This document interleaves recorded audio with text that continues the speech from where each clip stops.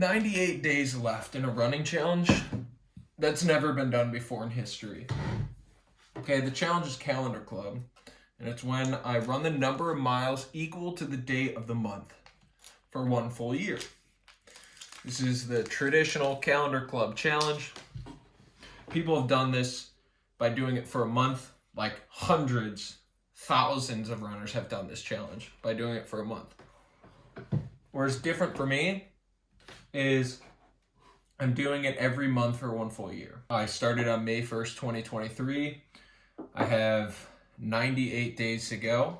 And so far I've run a little bit over 4,246 miles. That's roughly equivalent to like 160 marathons. 98 days is also not just 98 days till the end of the challenge, but 98 days till I make the leap to become a full-time runner, content creator around these challenges that I'm doing, because I don't want to work a full-time job, because I want to go put all my time and energy and effort into doing bigger and better challenges, and I'm at the limit of what I'm able to do while working a full-time job, and I'm unable and unwilling to step backwards in my running challenges. I just want to keep going forward and do things that just have never been done before. Today's topic on my journey to become a professional. Now, I'm putting the vision out there because not only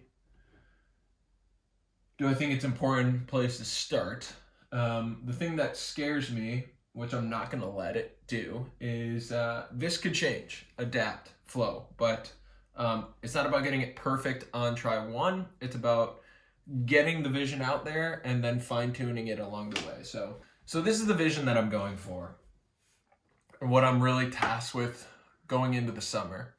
My big ultimate dream is to be able to share stories of the human spirit, or what I'm calling a collection of the human spirit.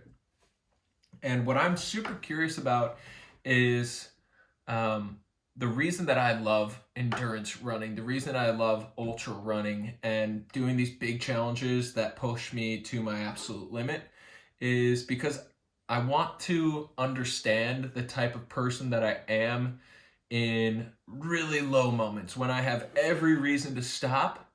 What's the thing that drives me forward? And that changes from challenge to challenge. I think that's a part of why I love it so much, because when I'm in that moment, I'm at my rawest form, and the person that I tell myself I am meets the person that I'm actually, and I really enjoy that process of figuring out, am I who I say I am? And if I'm not, or even if I am, what's speaking to me? What's making me take that next step forward? And I've been fascinated by, some of the ways that I've been able to reevaluate my mental fortitude, reevaluate the things that, I'll give you an example here. So last October, I ran 500 miles in 9 days and helped raise $51,000 for a nonprofit I was a part of starting called Love Like Lori Legacy. It's a nonprofit for pancreatic cancer. And on day 3, I was going through it. It was rough. And John, who is on the board of the nonprofit, who is a very dear friend of mine, he and I were out on the morning run, 50-mile plus day.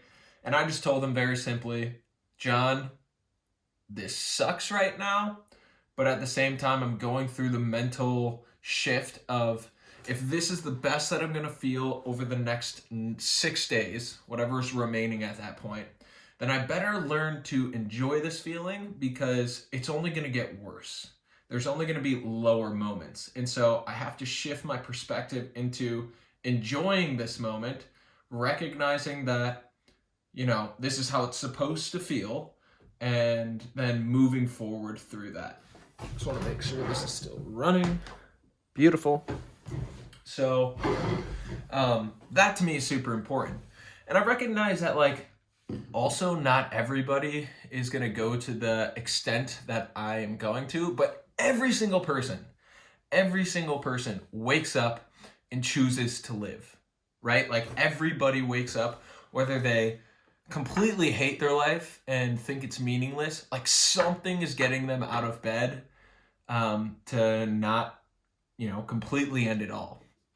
And so I'm super curious about that, even in people that may have lost all hope, and try and figure out if one, I can talk through with them some of those things, um, and maybe, and this is a big hope that I have, is that it allows them to recognize that they still have that in them, even if they've kind of lost touch with that, and it sparks a whole new set of meaning in their life to make small changes, or you know that can be broadcasted to not just me and that person in that conversation, but to hundreds of thousands of other people along the way, that will give them hope to continue moving forward, because I think that's a very important part of the human experience, is like what drives us forward. How